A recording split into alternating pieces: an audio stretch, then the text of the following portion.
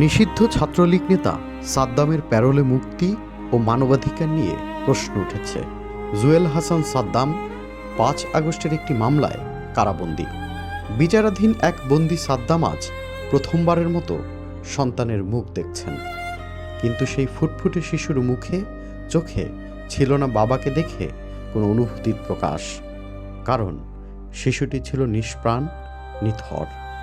স্ত্রী ও 9 মাসের শিশু সন্তানের মৃত্যু, এই বাস্তবতায় সাদ্দামের পরিবার প্যারোলের সাময়িক মুক্তির আবেদন করেছিল। স্থায়ী মুক্তি কিংবা রাজনৈতিক সুবিধা নয়, এটা ছিল শেষ বিদায় জানানোর একটা সুযোগ মাত্র। তবে রাষ্ট্র সে আবেদন গ্রহণ করেনি। আবেদন গ্রহণ করা না নিয়ে সোশ্যাল মিডিয়া জুড়ে তোলপাড়। তবে আমরা একটু জেনে নেই বাংলাদেশের প্যারোলের আইনটি কেমন। বাংলাদেশের আইনে প্যারোল কোনো অধিকার নয়, এটি প্রশাসনিক বিবেচনার একটি বিষয়। তবে নেটিজনেরা মনে করেন সংবিধান নাগরিক জীবনের অধিকার ও মানবিক মর্যাদাকে রাষ্ট্রের মৌলিক দায়িত্ব হিসেবে স্বীকৃতি দিয়েছে। যখন এই দুইয়ের সংঘাত ঘটে, তখন কেবল বিধির ব্যাখ্যা নয়, রাষ্ট্রের বিবেকই মুখ্য হয়ে ওঠা উচিত।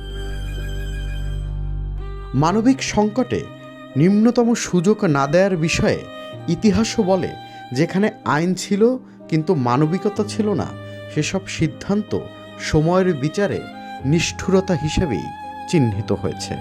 কারণ রাষ্ট্রের বিচার হয় তার শক্তিতে নয়, মানুষের সবচেয়ে দুর্বল মুহূর্তে সে কতটা মানবিক হতে পেরেছে সেটিতেই। Tanvir Emon, channel I.